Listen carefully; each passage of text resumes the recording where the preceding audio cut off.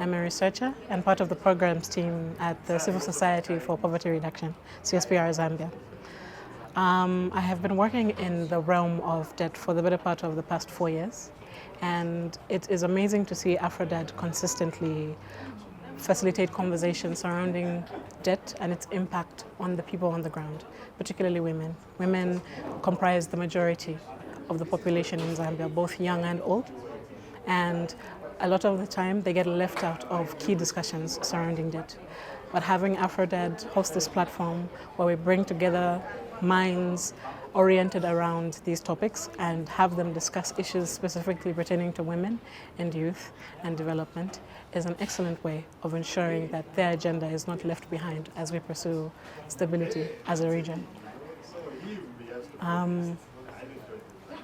Zambia has been faced by so many crises over the past 2 years. We have El Nino, we have the drought, we have the debt crisis that is now been stemmed off by the restructuring process, and it has had a compounding effect on our economic trajectory.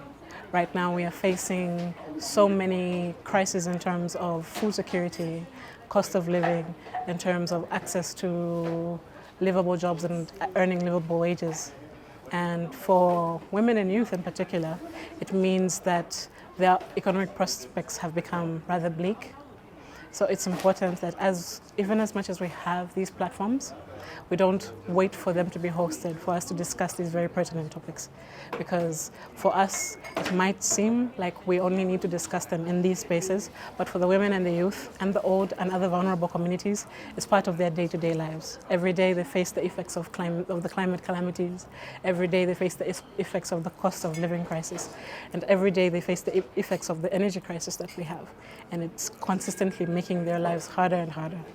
And without that baseline of people advocating for the improvement of their lives, the trajectory will continue to spiral downwards. I think Zambians should be inspired by the situation in Kenya.